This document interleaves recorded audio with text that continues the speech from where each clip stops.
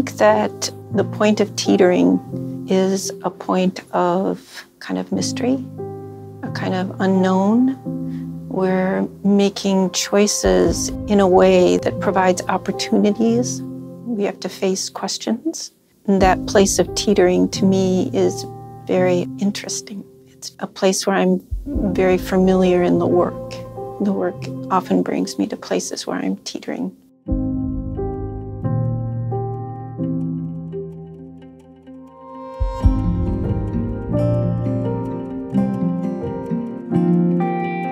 I think that in the process of working, it just kept coming up in my mind. It's the first time I really ever titled a show. That was also a place of teetering.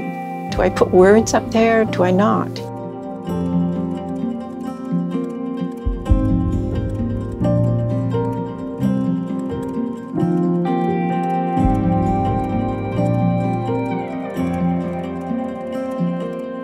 I think that I am an artist of schooling, and schooling brings many words and many different thoughts that artists have had over time.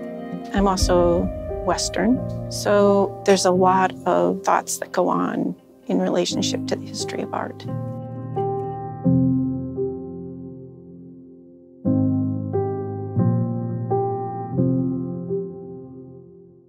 I sort of look at the work and myself in a relationship like a tree and soil.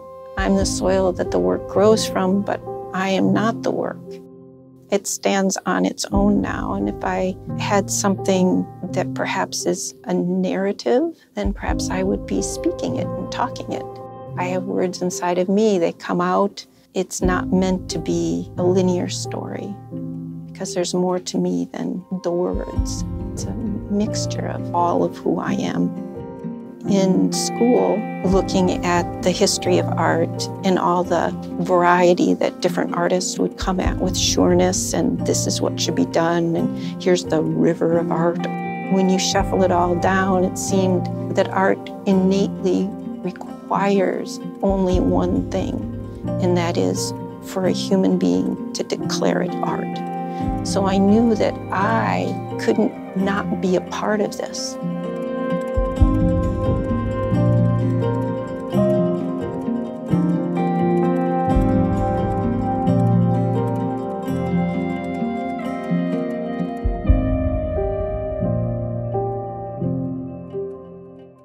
I think that the words are a reflection of what's going on inside me at the time.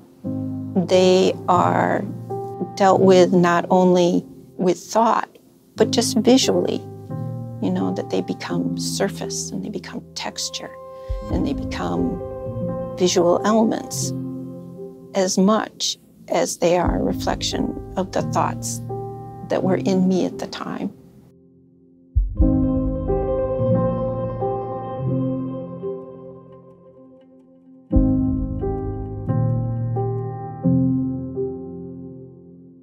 The work isn't pre-planned. I'm very process-oriented. And so the process flips from different concerns at different moments. It's a kind of a challenge, it's a teetering for me, what to say to viewers, because the work isn't me anymore. The work stands on its own, and really each of us as a viewer now comes into conversation with it. And I think perhaps artists speak of their work in a way that would be helpful if other artists spoke to them about their work. And often I find, for me, when I know something more about the background of imagery, I lose an ability to see the work through my own eyes and have my own conversation with it.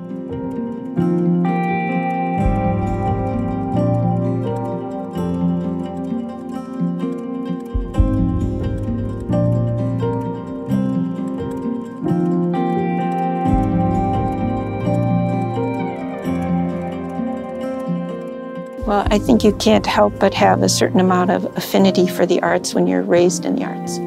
We grew outside Chicago, and so we had the Art Institute to go to. I'm in maybe middle school when the show with Matisse from Russia comes. It was the first time really where I'm in this room with these huge paintings, and in my mind, I'm there all by myself. I don't even know anybody else is there. And I had no idea what this experience was.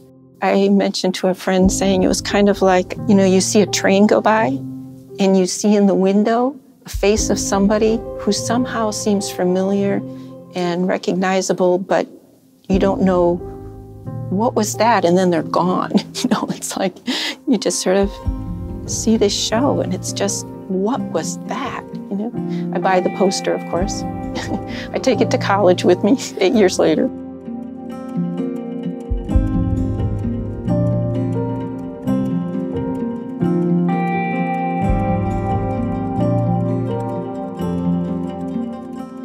I would say that I'm working on something and I'm feeling either the way in which you're teetering in it, you're not really sure what, and then you can turn to a different material and just suddenly things are fresh and you're working again, and you can put the other things away for a little while. And then you bring them out and you're kind of surprised by them a bit. And then it's like, it feels more obvious what needs to be done or what's interesting to be done. So they are all worked on at the same time.